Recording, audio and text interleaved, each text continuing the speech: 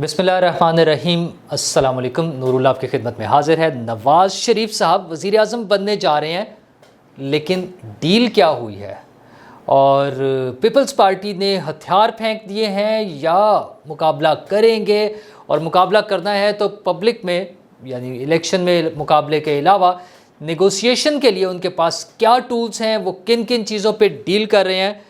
और मुकदमात भी चल रहे हैं अदालत में, नवाज़ शरीफ साहब के भी, बुशरा बीबी के भी, इमरान खान साहब के भी। उन सब चीज़ों के हवाले से बात करें। सबसे पहले अगर मुकदमात के हवाले से बात कर लें तो बुशरा बीबी के मुकदमात की उन्होंने तफसीलात मांगी है कि सारे मुकदमात बताएं कितने हैं। जैसे इमरान खान साहब को था ना कि 200 हैं, सेंचुरी हो गई है, डबल सेंचुरी हो गई है, तो बुशरा बीबी के मुकदमात की वो तफसीलात मांग रहे हैं। और खोसा साहब जैसे कल फरमा रहे थे कि हम उन्हें हाथ नहीं लगाने देंगे, उनको पकड़ने नहीं देंगे। ये ऐसे ही बयानात इमरान खान साहब के बारे में भी देते थे। पीटीआई के वकला और उनके बाकी जो लीडर्स थे, रेड लाइन बाकायदा डिक्लेयर की हुई थी, रेड लाइन थी। लेकिन अब क्या हुआ है? तो इसी तरह बुशरा बीबी के बारे में वो जो शोर मचा रहे हैं, उन्हें नज़र आ रहा है कि बुशरा बीबी की गिरफ़्तारी का वक्त करीब आ रहा है, और इस हवाले से वो सारा शोर जो भी चल रहा है उनका वो उसमें हो रहा है। इमरान खान साहब के भी केस कोर्ट में ही ट्रायल होगा, सारी चीज़ें वही होंगी, बाहर निकलने की तमाम कोशिशें, ख्वाहिशें, कोई चक्कर नहीं है, कोई मामला नहीं जा रहे। शाह महमूद कुरैशी भी फंसे हुए हैं। बराह रास्त अब तो आ गई है बात कि भाईजान आपका भी सज़ाए मौत वाली केस है, तो इसलिए ना ज़मानत ना कोई और रिलीफ, जेल के अंदर ही सारी समातें होंगी, और वो जूँ जूँ केस आगे बढ़ेगा मामला क्लियर होते जाएंगे, क्योंकि इलेक्शन भी आने हैं। इलेक्शन से पहले पहले ये सारी चीज़ें सेटल डाउन होनी है कि किस पार्टी की क्या पोजीशन होगी। और आपको पता ना, लोगों की भी छुट्टियां, वो अली नवाज़ अवान साहब भी सामने आ गए हैं, 2 दिन में गए हैं और आ गए हैं। इधर पीटीआई ने शोर मचाना शुरू किया कि उठाए गए, कर लिए गए और पता नहीं क्या क्या। मतलब उसमें सबसे मज़ेदार मुझे कमेंट जो है, बल्कि अजीब व गरीब कमेंट जो है, वो मुस्तफ़ा नवाज़ खोखर साहब के नज़र आए। उन्होंने ट्वीट किया हुआ है। वो कहते हैं जनाब अली नवाज़ अवान साहब उठाए गए हैं, और वो ऐसे हल्के से उठाए गए हैं जिसमें सुप्रीम कोर्ट और हाई कोर्ट भी आती है, तो अदालत की नाक के नीचे सारा काम हो रहा है। खैर उसके बाद अगले दिन वो सामने आ गए, पीटीआई उन्होंने आईपीपी ज्वाइन भी कर ली और मेन स्ट्रीम में आ गई, यूँ समझ लें। अब मेन स्ट्रीम यही है ना। मसला ये है कि मुस्तफ़ा नवाज़ खोखर साहब खुद भी लॉयर भी हैं, तो लॉ एक्सपर्ट भी हैं। मतलब मुझे नहीं ये समझ आती वो क्यों समझ लेते हैं कि सुप्रीम कोर्ट और हाई कोर्ट और उनके जजेस को वो एमएनए या एमपीए समझते हैं कि उनके हलके में कोई काम हुआ है। हजूर ये काम थ्रू आउट चलते आ रहे थे और अब भी चलते आ रहे। किसी मेन पॉलिटिकल पार्टी को कोई इशू नहीं है। जो बाहर आए हैं वो सब जब खुश हैं, जब मियाँ बीवी राज़ी, तो काजी ने क्या करना है?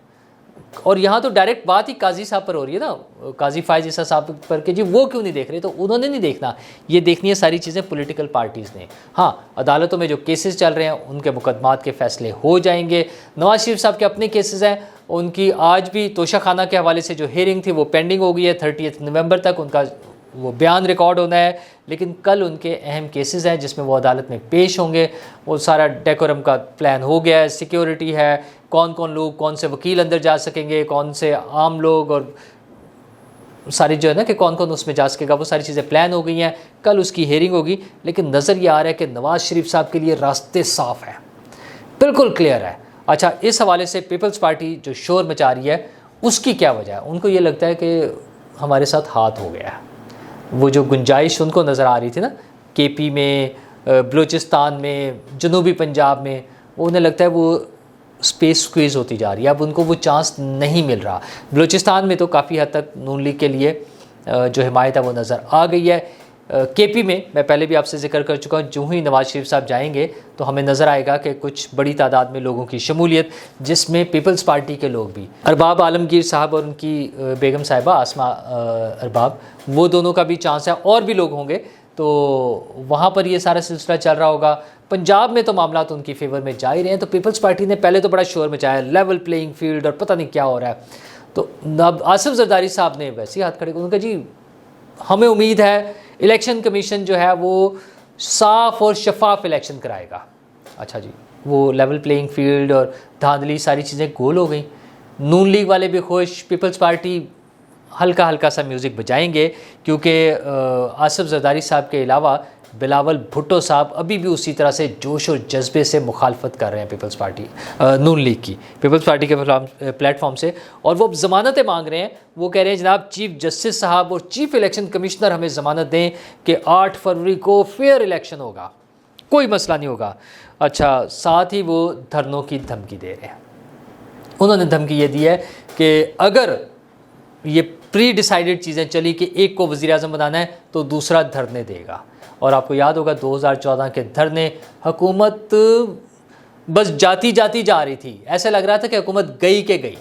तो इन हालात में पहले से ये धमकी देना पीपल्स पार्टी का, वो नेगोशिएशन पावर में आना चाह रहे हैं कि हमारे साथ कुछ डील करें, कुछ लोर दो, हमें कुछ दें।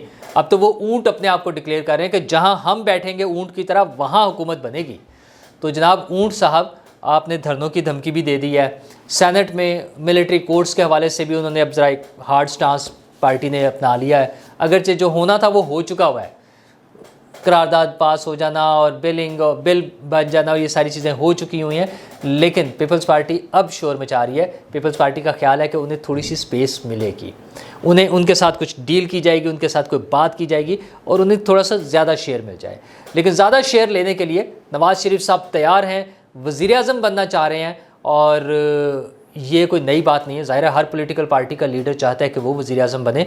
नवाज़ शरीफ साहब के हवाले से मज़ेदार बात जो हो रही है वो ये है कि उनके आने से पहले ही ये अनाउंसमेंट शुरू हो गई थी। राना सनाउल्लाह साहब से ले लें, बाकी दीगर लीडर्स ने भी, कि हमें यकीन दहानी करा दी गई है कि सब क्लियर है, कोई मसला नहीं है। अच्छा, फिर प्रैक्टिकली वो नज़र भी आया। मियाँ साहब आए हैं, ना अदालत जाने की फौरी ज़रूरत पड़ी, ना कोई गिरफ्तारी थी, ना कोई और मसला था। आराम से जहाज़ में बैठे हैं, प्रोटोकॉल मिल रहा है, सलूट मारे जा रहे हैं, हेलीकॉप्टर पे फ्लाई कर रहे हैं, लैंड कर रहे हैं, ख़बरें चल रही हैं, मीडिया साथ, लोग शामिल हो रहे हैं, धड़ाधड़ काम हो रहे हैं कि जनाब नवाज़ शरीफ साहब वज़ीर आज़म बनने जा रहे हैं। लेकिन किस वजह से? नवाज़ शरीफ साहब पर तो पाबंदी थी, अभी कुछ अर्सा पहले की बात है, उनका नाम नहीं टीवी पर आ सकता था। जो सीन आज उनका है इमरान खान साहब का है, यही हाल नवाज़ शरीफ साहब का था, उनका टेलीविज़न पर नाम नहीं आ सकता था। तो फिर ये अचानक क्या मोहब्बतें जागी हैं? अब उसकी ख़बरें ये आ रही हैं कि मियाँ साहब ने बहुत सी चीज़ों के लिए कमिटमेंट कर लिया। अच्छा, एक तो वो सरेंडर के हवाले से जो पहले बातें आती रही कि उन्होंने फैज़ हमीद और जो बाजवा के हवाले से कहा जी ठीक है, मैं अल्लाह पे छोड़ता हूँ सब कुछ, यानी मैंने कोई कार्रवाई नहीं करनी। अगरचे इसमें भी एक पहलू अभी मौजूद रहेगा कि हुकूमत में आने के बाद नवाज़ शरीफ साहब फिर भी कोई कार्रवाई कर सकते हैं, लेकिन हुकूमत में आने के लिए बिल्कुल खामोशी। बाजवा साहब और फैज़ साहब के हवाले से कोई बात नहीं हो रही, दोनों जनरल्स को छुट्टी। साकिब निसार साहब के हवाले से कोई बात नहीं हो रही है, उनको भी छुट्टी। लेकिन जो सबसे अजीब बात आ रही है सामने वो ये है कि नून लीग ने यह भी कमिटमेंट किया है कि 18वीं तरमीम को रोल बैक किया जाएगा। NFC अवार्ड जो हुआ था, सूबों को मालियाती खुद मुख्तारी और ढेर सारा बजट सूबों को दे देना और डिपार्टमेंट्स उनके हवाले करके, मतलब वो स्पेंडिंग करेंगे, वफाक के बजाय सूबे करेंगे, उसको ख़त्म किया जाएगा, उसको तब्दील किया जाएगा। अच्छा, नून लीग के हवाले से ये अहम खबर थी जिसकी वो भरपूर तरीके से तरदीद कर रहे हैं। मरियम औरंगज़ेब साहिबा ने भी तरदीद किया है और इरफान सिद्दीकी साहब ज़्यादा अहम है, नवाज़ शरीफ साहब के बहुत क्लोज़ हैं। पार्टी पॉलिसी में, पॉलिसी मेकिंग में उनका बड़ा अहम रोल होता है, लेकिन उनका बयान ज़रा ट्रिकी सा है। उन्होंने 2-3 बातें की। उन्होंने कहा कि जनाब पार्टी के इजलासों में या पार्टी में 18वीं तरमीम को चेंज करना, ख़त्म करने के हवाले से कोई बातचीत नहीं हो या कोई मुशावरत नहीं हो रही। तो बिल्कुल ठीक बात है, ये मुशावरत वाली बात तो नहीं थी। ये तो अगर डील हो रही है तो बड़ा टॉप लेवल पे मियाँ साहब ही होंगे ना, बस तो मियाँ साहब से ही होगी। दूसरा, उन्होंने इस तासुर को कि ये होना है, नून लीग की ये डील है, उसको मज़ीद स्ट्रेंथन करने के लिए उन्होंने कहा तरमीम तो होती रहती हैं, 18वीं तरमीम में भी अगर इसको तब्दील किया जाए या नई तरमीम आए तो इसमें कोई बुरी बात नहीं है। ये पार्लियामेंट का हक़ है, जब पार्लियामेंट मुकम्मल हो जाएगी तो अगर पार्लियामेंट चाहेगी तो तमाम तरमीम हो सकती हैं। एब्सोल्युटली राइट, बिल्कुल ऐसे ही हो सकता है, लेकिन कुछ तो है जिसकी पर्दादारी है। तो अगर अब 2 इसमें एलिमेंट्स हैं, ये मेरिट्स हैं कि ये होना चाहिए या नहीं होना चाहिए, ये अपनी जगह, इस पर डिबेट हो सकती है, इस पर बहस होगी और ज़ाहिर है जमहूरी क़ुव्वतें चाहेंगी कि ये तब्दील ना हो। लेकिन B, अगर नवाज़ शरीफ साहब ने वाकई ये डील कर ली है तो फिर नवाज़ शरीफ साहब के लिए रास्ता खुला है। फिर ये जिस एक सियासी बहरान में हम मौजूद थे, इससे निकलने का रास्ता यही नज़र आ रहा है कि मियाँ साहब आएंगे बड़ी मेजॉरिटी के साथ, एटलीस्ट सिंपल मेजॉरिटी, और उसके बाद बाकी पार्टियां मिलजुल के जो हुकूमत बनेगी वो 2/3 मेजॉरिटी वाली हुकूमत होगी जो आइनी तरमीम भी कर सकेगी। अगर ये मियाँ साहब ने डील किया, और मुमकिन है मियाँ साहब को ही 2/3 मेजॉरिटी मिल जाए, ऐसा हो चुका है ना पहले, प्रीवियसली हम ये देख चुके हुए हैं। तो अगर ये डील हो गई है जो आज पीपल्स पार्टी शोर मचा रही है, पीपल्स पार्टी गैर इरादी तौर पे ये इस तासुर को मजबूत करती है, और हमारे यहाँ एक बड़ा वोटर की एक बड़ी तादाद होती है, स्विंग वोटर्स जिसको कहते हैं, जो लास्ट मोमेंट्स पे डिसाइड करता है कि अच्छा किसको देना है। वो मतलब होता है 50-50 ना, अच्छा अब इसको भी दिया जा सकता है, इसको भी दिया जा सकता है, सोचेंगे, फैसला कर लेंगे। तो उनको जब नज़र आता है ना कि एक पार्टी बड़ी स्ट्रॉन्ग है और ये जीत रही है, तो फिर उनका ज़्यादा रुझान उस पार्टी की तरफ हो जाता है। तो पीपल्स पार्टी इस इम्प्रेशन को, इस इमेज को स्ट्रेंथन कर रही है। कहने वाले तो ये भी कह रहे हैं कि जरदारी साहब भी इस पे ऑन बोर्ड है, तो फिर सब ठीक है। अगर ये कराना है और पीपल्स पार्टी इसको अपने सर पे नहीं लेना चाहती, ये 18वीं तरमीम का खात्मा, NFC अवार्ड का खात्मा, ज़ाहिर है पीपल्स पार्टी इसको अपने सर पे नहीं लेना चाहती, तो इसका बेहतरीन हाल यही है कि नवाज़ शरीफ को 2/3 मेजॉरिटी दिलवाई जाए।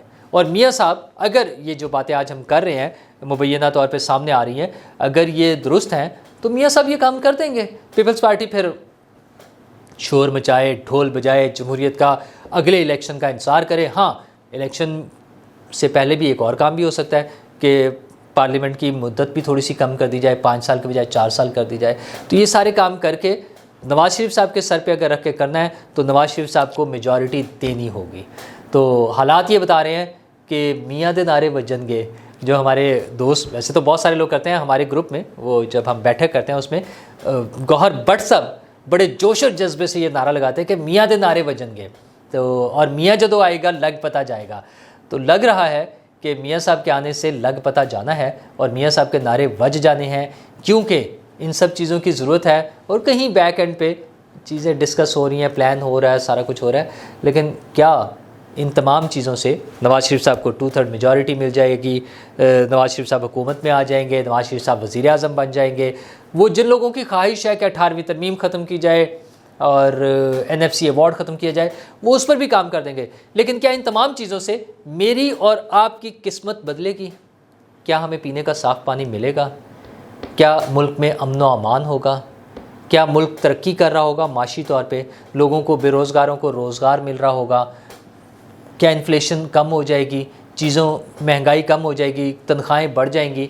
जो पीपल्स पार्टी वाले अपने मंशूर में बातें करते हैं ना कि तनख्वाहें बढ़ानी चाहिए, मज़दूर का ख्याल रखना चाहिए, कि ये सब चीज़ें हो सकेंगी? लेट्स होप कि डील करने वाले और बड़े बड़े काम करने वाले मेरे और आपके आम आदमी के छोटे छोटे मसाइल जो हैं उनके लिए भी सोचेंगे और उनके लिए भी कोशिश करेंगे। शुक्रिया।